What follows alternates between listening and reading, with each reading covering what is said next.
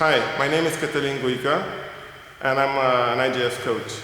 On this video we'll show some situations and techniques in Newaza and also some exercises to improve these techniques.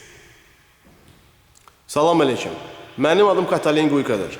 Mən Beynəlxalq Judo Federasiyası tərəfindən Azərbaycana göndərilmiş judo ekspertiyim. Bugünkü videorolikimizdə biz parterdə, Nevaza vəziyyətində fəndlər və onların inkişaf etdirilməsi üçün hansı tapşırıqların yerinə yetirilməyini öyrənəcəyik. Thank you.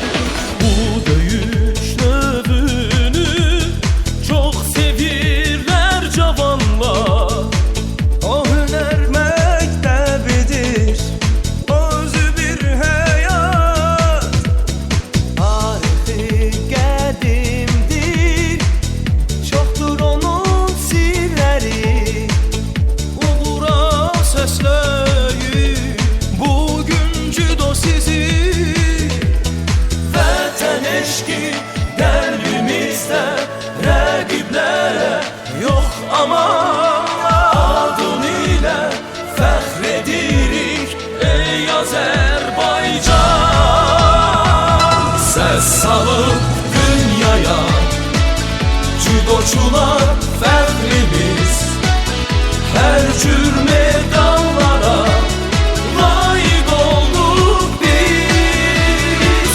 Bir doğma ailə, judoçular əsir dost, elə buradan başqa zirvələrə yol.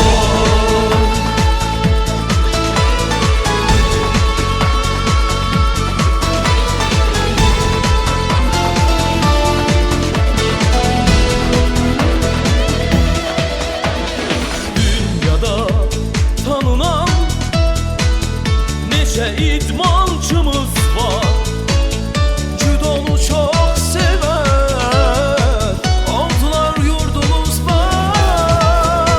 Kaygını, dikkati hissedirik her zaman, inanla gedirik qələbələrlə biz.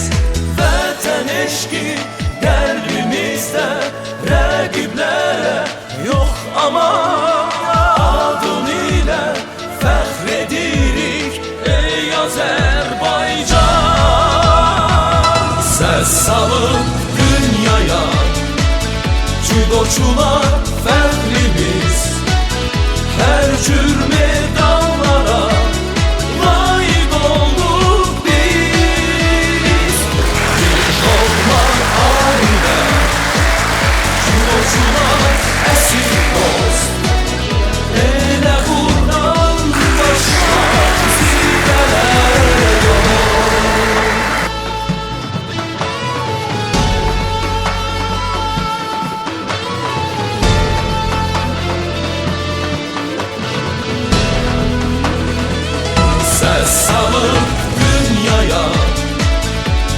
sporçular